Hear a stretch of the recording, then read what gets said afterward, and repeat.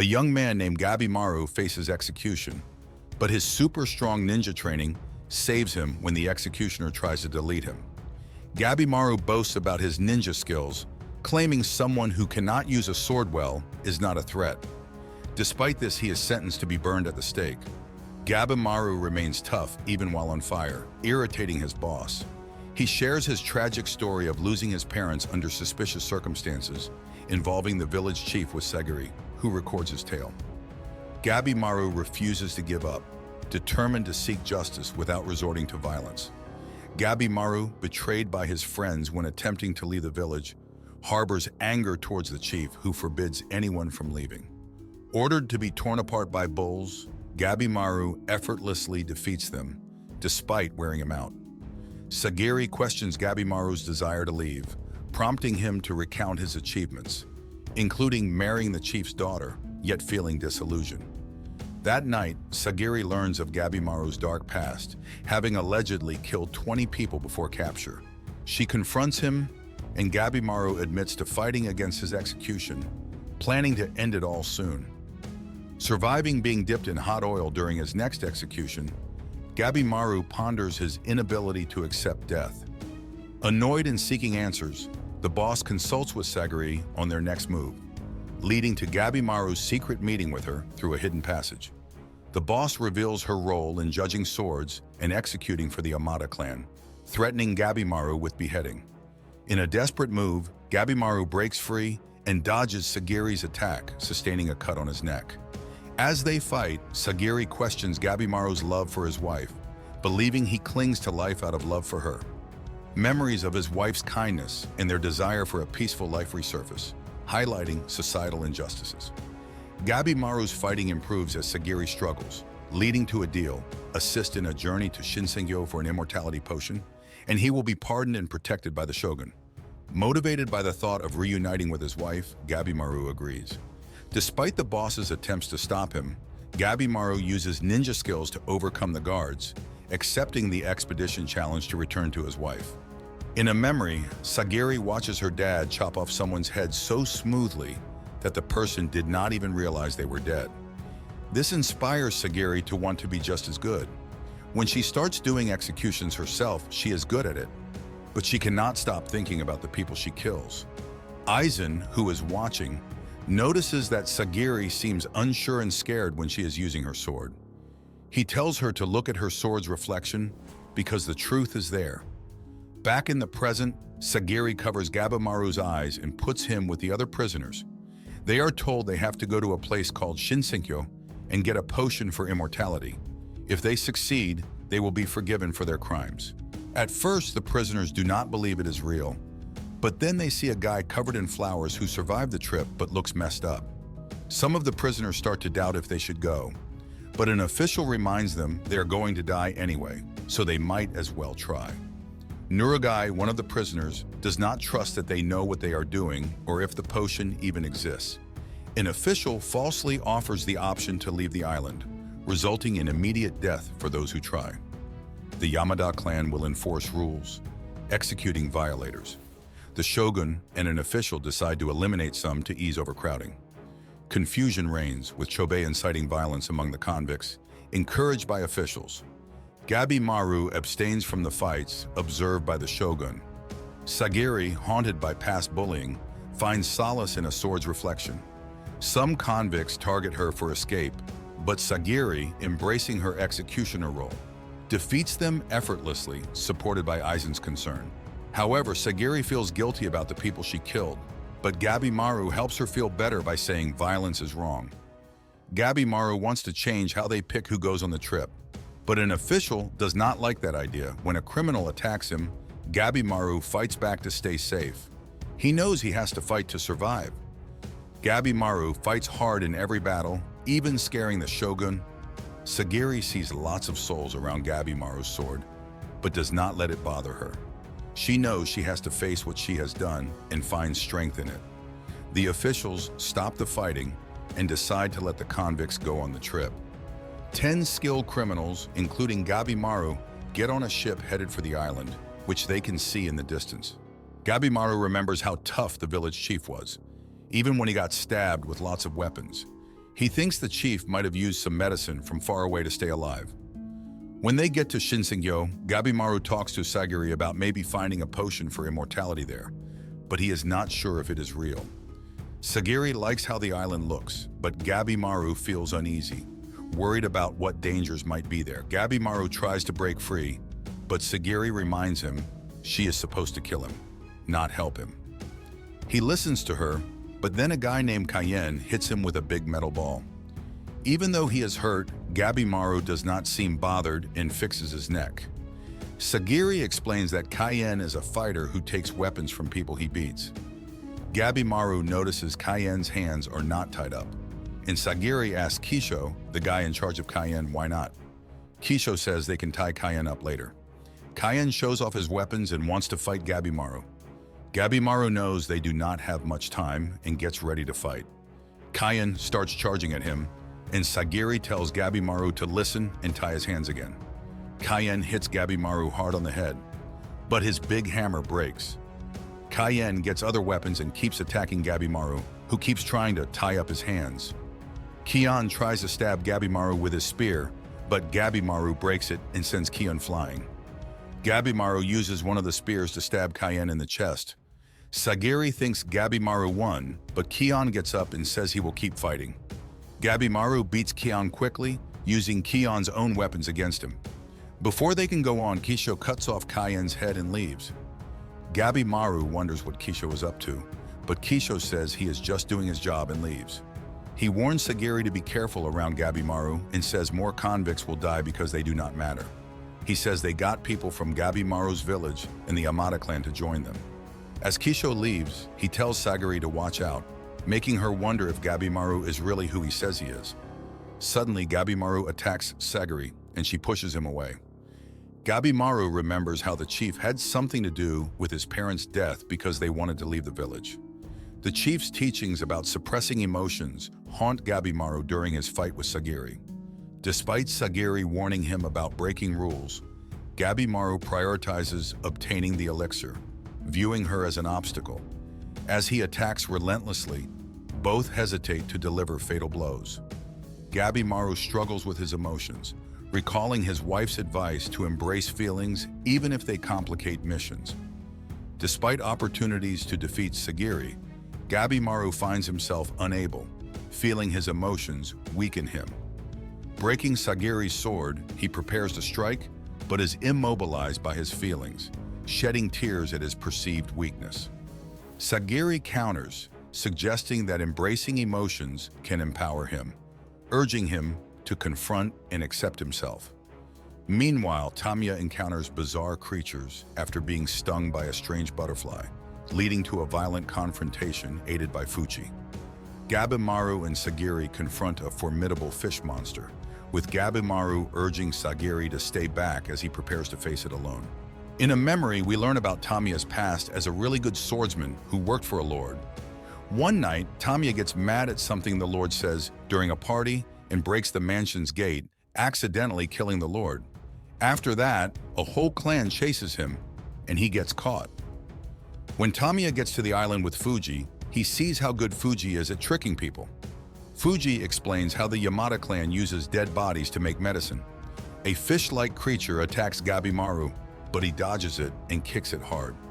But then the creature grabs Gabimaru's foot and throws him to the ground. Gabimaru gets up quickly, but he remembers the shinobi rule not to fight enemies you do not know. Even though he thinks about running away, the creature grabs him again, throwing him into trees before tossing him aside. Sagiri sees that Gabimaru is really hurt, and she thinks about running away. But then she sees that they are surrounded by big giants. Gabimaru fights back using ninjutsu, going crazy as he kills one giant by smashing its head. He keeps fighting, taking down the other giants, and Sagiri is amazed at how strong he is and realizes how dangerous their mission is. A giant attacks Sagiri, but she skillfully evades it before being ensnared by centipede-like creatures, prompting the giant to prepare another strike. Gabimaru intervenes, severing the giant's arm and halting its aggression. Executioner Genji arrives, dispatching a fish monster threatening them. Ninja Yuzuriha commends Gabimaru's prowess, but faces his skepticism when attempting to connect. Genji explains his assignment to watch Gabimaru, now joined by Senta, another executioner. Yuzuriha emphasizes the island's perilous creatures and the necessity of collaboration to locate the elixir. Despite Sagiri's agreement, Gabimaru remains wary, questioning Yuzuriha's reliability. She suggests mutual manipulation, acknowledging the inevitable betrayal among them. Intrigued, Gabimaru listens as Yuzuriha reveals information about a dangerous butterfly on the island and its toxicity, learned through experimenting on another criminal. Santa notes peculiar designs on the monster's attire, prompting Yuzuriha's call for cooperation to unravel the island's mysteries. Gabimaru agrees to fight alongside Yuzuriha, but remains cautious about fully cooperating with her. Meanwhile, Sagiri reflects on her actions since arriving on the island before suddenly collapsing. In a flashback, Toma prepares to become an executioner with Aizen's assistance, seeking help from his brother Chobei to evade the magistrate's men. In the present, the brothers confront three formidable creatures. Chobei demonstrates his adeptness in navigating challenging situations, shaped by their impoverished upbringing after their parents' death and their subsequent abduction by bandits. Known as the Bandit King, Chobei initially overpowers one giant before his weapon fails, prompting a strategic retreat with Toma. However, Chobei returns to rescue Toma when a giant seizes him, engaging in a fierce battle. Witnessing Chobei's resilience and victory against the creatures, Toma perceives their ordeal as akin to hell. Convinced that the elixir exists and is guarded by the creatures, Chobei resolves to eliminate all rivals and claim the elixir for themselves. Sagiri wakes up, and Genji tells her they are safe in a cave. He explains that she got poisoned by the butterfly's scales. Even though she feels weak, Sagiri insists on keeping an eye on Gabimaru. When they leave the cave, Sagiri sees Gabimaru cooking dinner, while Sina fixes their torn clothes. While they eat, Gabimaru talks about what he saw on the island, like flowers that look like the man in the picture. They think the people who went missing might have turned into plants on the island. Gabimaru realizes they should not rely too much on the picture because the officials do not know much about the island. Sagiri watches the creatures on the island, noticing they look like people but with animal-like features, while Sina talks about the religious things they have. Sina says they look like messed-up gods, showing what the island is all about. Later, Genji tells Sagiri she should go back home because he is not sure she can survive. But Sina disagrees, saying it is really hard to come back from the island once you leave. Executioner Tenza and Nurugai attempt to flee the island, but encounter wrecked ships, likely from previous failed escape attempts. Attacked by sea monsters, they seek refuge on a wrecked vessel. Nurugai recalls leading soldiers to her village's destruction, burdened by guilt. Tenza offers her a chance at redemption through the pardon, but their escape is interrupted by Kisho's transformation into flowers and Tenza's fatal encounter with a tentacle. Blaming herself for her village's demise, Nurugai initially urges Tenza to leave her behind, but ultimately chooses to fight alongside him, realizing her will to live. Despite realizing the impossibility of escape due to currents and sea monsters, they resolve to seek aid for their return trip. Meanwhile, Genji advises Sagiri to leave, fearing Gabimaru's changed demeanor since being with her. That night, Gabimaru expresses concern for Sagiri's health and acknowledges her strength, encouraging her to recognize it over time. Sagiri decides to stay, confidently disarming Genji when he tries to intimidate her. Rokurota's sudden appearance further complicates the situation.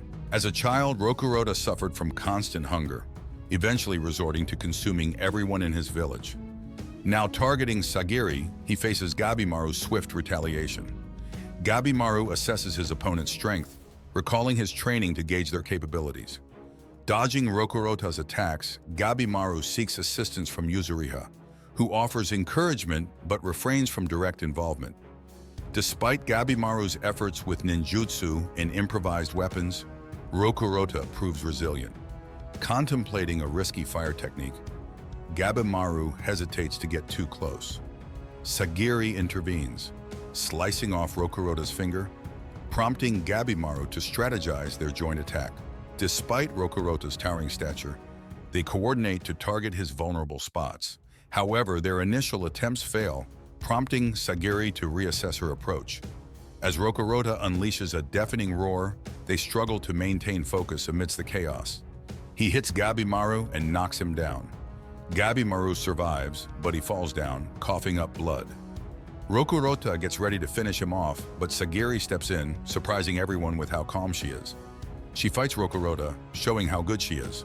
Meanwhile, Senna says Sagiri is the lowest rank among the executioners because she is a girl, but she is better than a lot of them. Rokurota starts to lose his balance, so Sagiri tries to finish him off, but he dodges her attack. Gabimaru devises a plan to use fire magic to create smoke, causing Rokurota to choke. Yuzuriha flees as she anticipates Gabimaru's strategy. As Rokurota struggles to breathe and collapses, Sagiri attempts to deliver the final blow, but Rokurota retaliates. Gabimaru intervenes, aiding Sagiri in overcoming Rokurota's defense. However, when Sagiri looks into Rokurota's eyes, she hesitates, pondering his past. Concerned that the fire may attract more monsters, they retreat, leaving Genji's body behind. Evading approaching giants, Gabimaru suggests exploring where the monsters originated, potentially leading to the elixir. Encountering Yuzuriha and Senta, they are astonished to discover a village on the island. Meanwhile, the brothers witness a private encounter deeper in the forest. Chobei contemplates the oddness of their surroundings, upsetting Jufa, a yellow figure, for spoiling the mood. Gabimaru questions the intentions of the people on the island upon spotting a girl spying on them. He gives chase, catching her and revealing her youth before a tree-like monster attacks. As Gabimaru pursues the girl for information about the island, Sagiri instructs their companions to combat the monster. Yuzuriha conceals Senna's abilities by altering her appearance. Gabimaru apprehends the girl, but she surprises him with her strength. When she tries to strike Sagiri, Gabimaru intervenes, recognizing her formidable prowess. Using vines to immobilize her, they release her when she cries, with Sagiri offering comfort. The tree monster demands the return of the girl, offering information about the elixir and the village in exchange. Initially hesitant, Yuzuria agrees after mention of their village's bath. Led through the deserted village, they bathe and dine while Gabimaru remains cautious, questioning the creature about the island and the elixir. The creature, revealing they are on Kotaku Island, describes the Tan elixir at its center, known as Horai. Gabimaru requests further evidence, prompting the creature to mention the Tencent, immortal beings affirming the elixir's existence. Meanwhile, Chobei fights with Jufa, cutting him in half, but he comes back together. Jufa says the Tencent are better and warns that they will lose to them. The brothers lose and get thrown into a pit with people turned into flowers. Tola helps his brother wake up, and the tree, called Hako, explains how the transformed people keep the essence of Tan, which makes them happy forever. Hako introduces itself and says the girl is Mei, and they have been on the island for centuries. Meanwhile, Gabimaru and Sagiri go to the bathing area and meet Mei. At first, Mei is sad, but Gabimaru tells her it is normal to bathe together where he is from, which comforts her. Gabimaru notices a big scar on Mei's body and remembers his wife's advice about taking breaks and not worrying about looks. Sagiri is surprised by this and they leave. Thinking about what is important, Gabimaru realizes they need to focus and not waste time chatting. In the past, Tenza grew up in a poor area and often went hungry, so he stole food to survive. One day, he got into a fight with some swordsmen, but an executioner named Shion stopped the fight. Now, Tenza is walking on the beach with Nurugai when they meet Zhujin, a special creature, who changes into a human and asks them about the dead monsters. They try to run away, but Zhujin shoots energy at them, knocking Tenza over. Nurugai runs away, and Tenza fights Zhujin, but even cutting his eyes does not stop him. Determined to escape, Tenza fights hard until he finally cuts off Zhujin's body parts, and they run away. Later, they find out Shion, even though he is blind, has very sharp senses.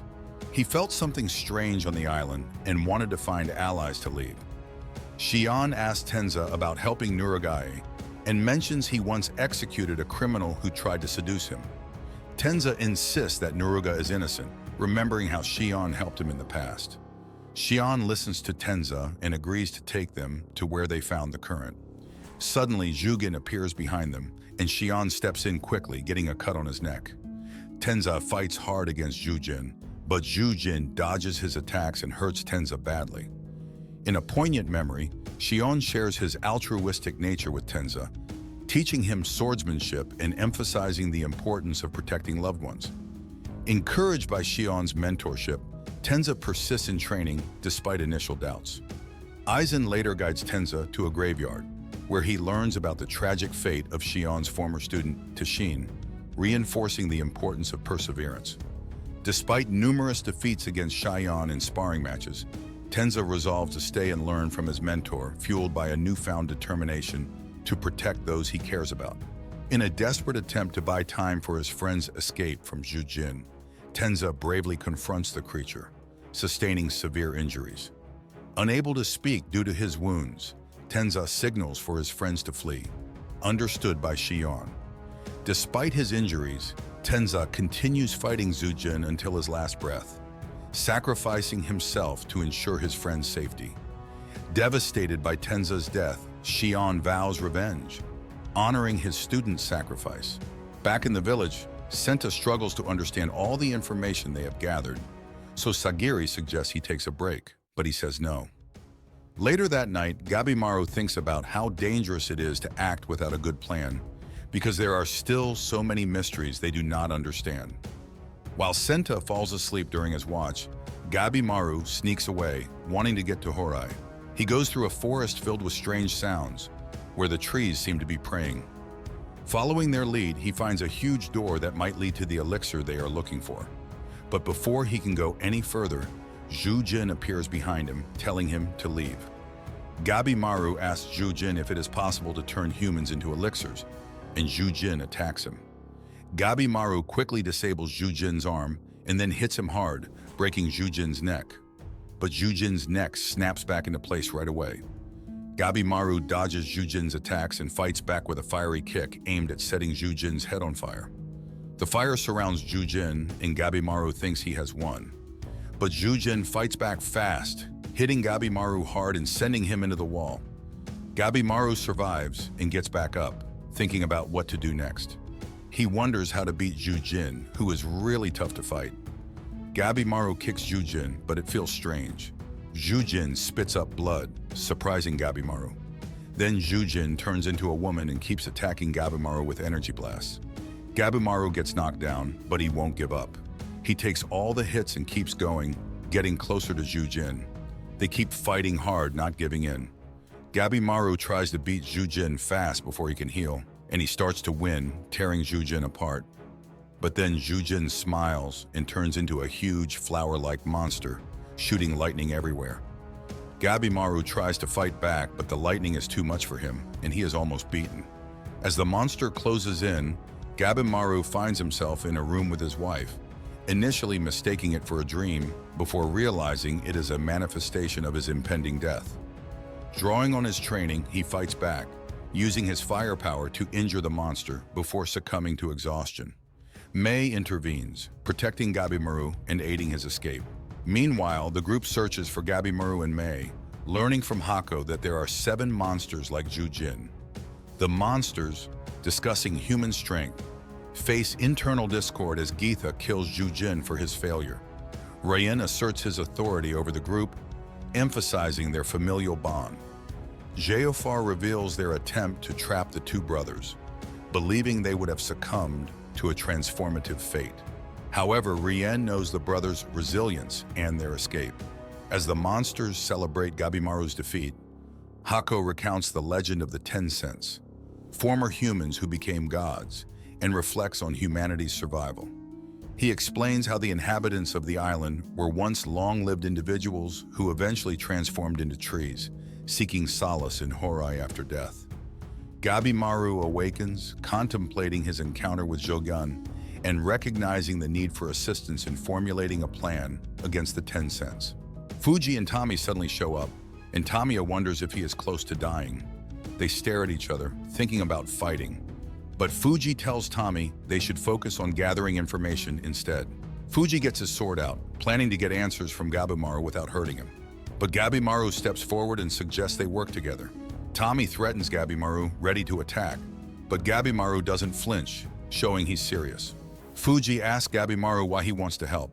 So Gabimaru tells them about the 10 cents, surprising them with how powerful they are.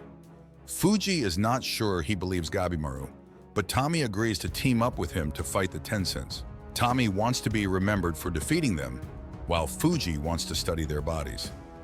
Gabimaru agrees to work together and is about to share more info when Mei wakes up. Gabimaru is amazed at how much Mei has grown and that she can talk now. He thanks her for saving him and asks if she is like the 10 cents. Meanwhile, Santa thinks the island's religion is fake and that whoever made it wants people turned into flowers to come back. He thinks this could help them find the elixir and escape. Mei mentions Towel, which is the 10 cents power, but she cannot explain it well because she is not used to talking. Hako elucidates on Tao as the genesis of everything, but the group struggles to grasp its significance.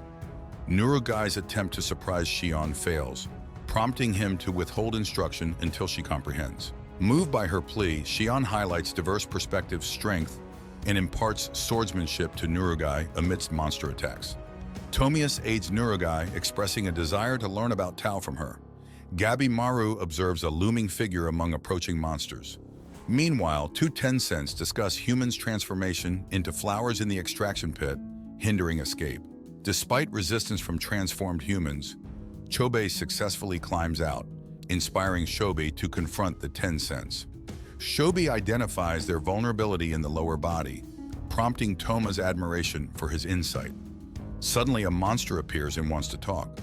It says it is working for the 10 cents and does reconnaissance. It is called a doshi and says they help the 10 cents because they can think well. The doshi tells the brothers to go back to the pit, but Chobei fights back. He uses his strength to cut off its arm. While Thomas deals with other monsters, Chobei keeps fighting the doshi. The doshi mocks Chobei's attacks using Tao, saying they won't work. Then it finds a flaw in Chobei's Tao, leaving him unable to move.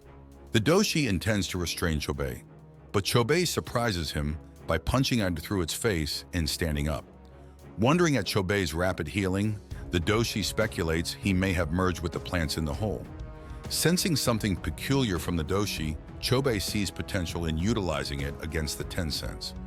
Despite enduring the doshi's attacks, Chobei persists, with Shoba joining the fray, exhibiting growing strength. Recalling their past, Chobei emphasizes the inevitability of change. In a memory, when bandits took them, people accepted Chobei after he hurt himself. Chobei attacks the doshi, demonstrating its vulnerability by causing it to cough blood. The doshi retaliates, but Chobei evades its energy blasts. Sensing the doshi's fear, Chobei presses the advantage until Toma arrives, defeating the monsters. Stepping on the doshi's hand, Chobei interrogates it about the 10 cent. Concerned by marks resembling Mei's scar on Chobei, Toma worries. Meanwhile, Tamiya seeks Mei's help to understand energy, while Mei corrects his misconceptions. Watching Gabimaru's struggle, Mei remarks on his lack of comprehension. Fuji ponders Mei's identity, while Gabimaru senses her abnormality. As the doshi targets Mei, Tamiya fights back, but fails to prevent her abduction. The doshi says they have been looking for Mei. They tell how she was kicked out of the palace and then vanished from Horai. Even though they were told not to find her, they are happy they did. Gabimaru asks what is going on, so the doshi explains that Mei is different from humans because she feeds on them like the 10 cent. They want Mei to go back to Horai, which makes Mei sad, but Gabimaru comforts her. Then the doshi's friend shows up, bringing bugs to help them. Tamiya tries to attack, but they get pushed back by the doshi's strong attack. Gabimaru asks why they are after Mei, so the doshi explains she is important for their energy training.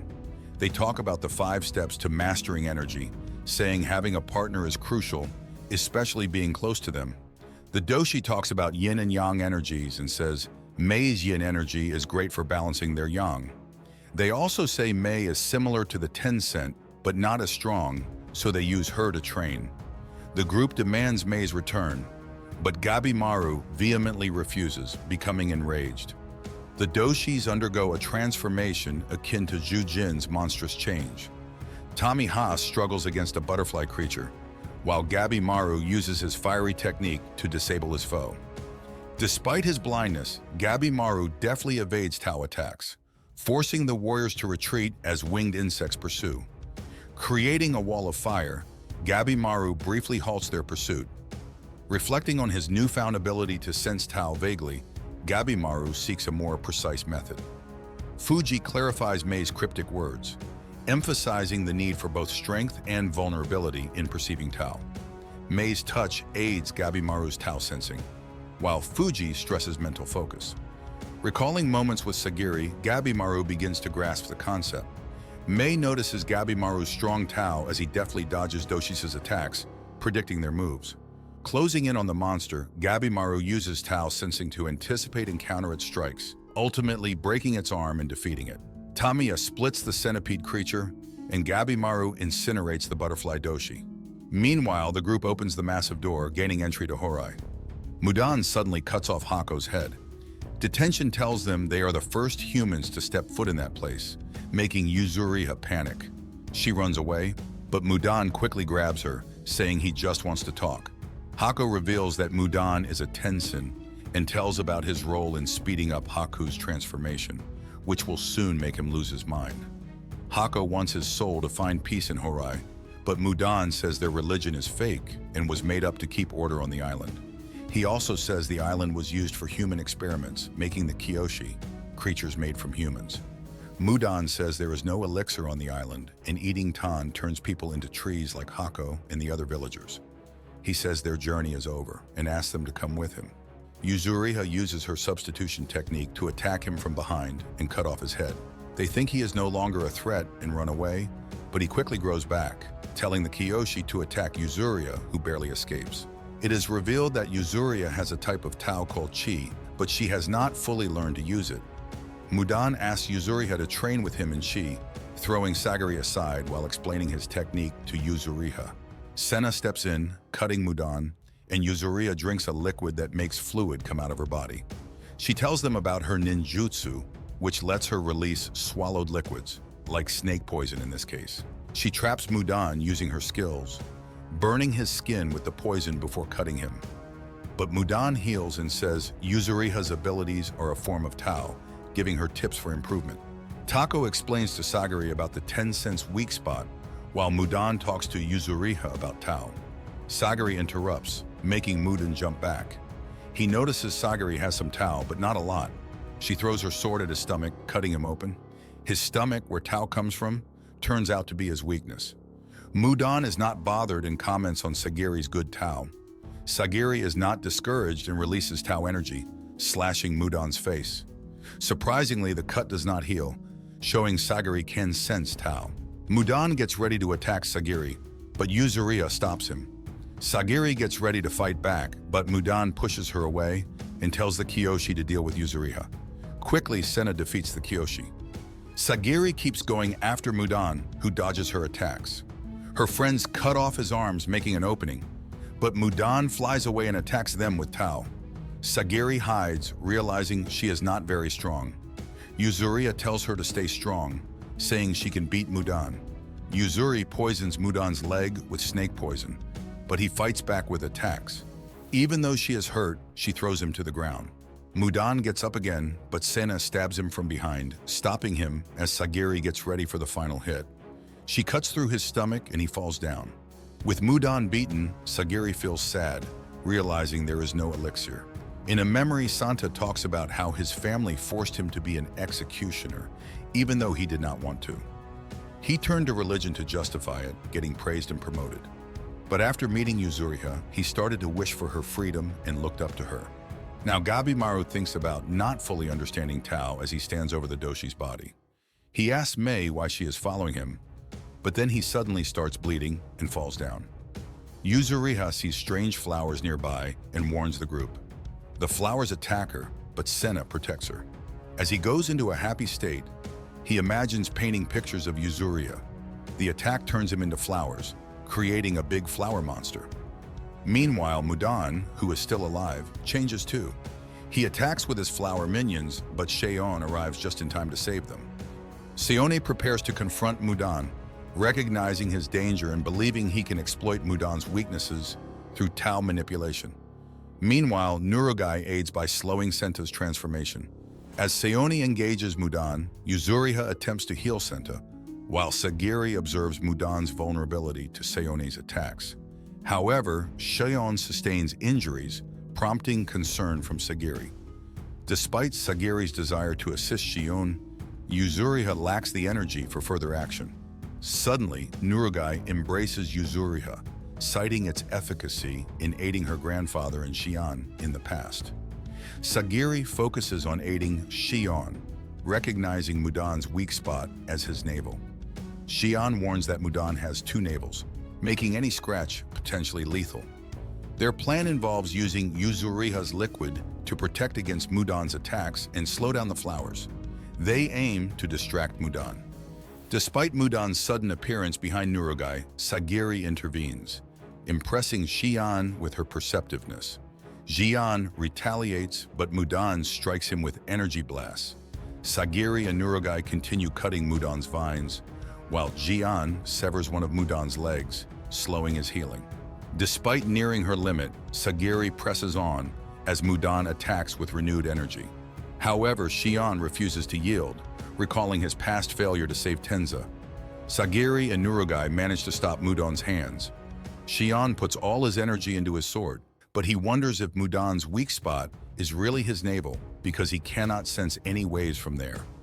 With time running out, Senta says Mudan's real weak spot is the center of the flower where all its nutrients are. He slashes it, letting Shion defeat Mudan just in time. Sagiri checks on Senna, but Yuzuriha says he does not have much time left. She says she only has one more self, and they should use it to save Shion. Sagiri hesitates as Yuzuriha pragmatically urges Senna to accept his fate. Senta envisions his farewell, embraced by his admired one. Determined not to lose more comrades, Sagiri resolves to ensure their safe return. Gabi Maru awakens disoriented, with Tamiya advising him to stay calm. They find themselves in a cave halfway up the valley, with Gabi Maru experiencing memory loss. Meanwhile, Sagiri's group discovers statues and temples, taking refuge in one. Shion explains Tao's power and its risks, cautioning against its overuse. Yuzuriha questions the elixir's existence, citing Gabimaru's claims.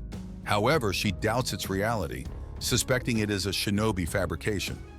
Gabimaru finds himself with complete amnesia, identifying only as Gabimaru, playing along with the others to gather information about their location. Mi expresses concern about his well-being, sensing something amiss. Meanwhile, Sagiri maintains watch at night, joined by Shion. Reflecting on their losses, she worries about Gabimaru. Shion questions if she harbors feelings for him, but Sagiri finds it melancholic that he is striving to reunite with a possibly non-existent wife. Despite his past as a killer, she believes him to be fundamentally good, hoping for his eventual reunion.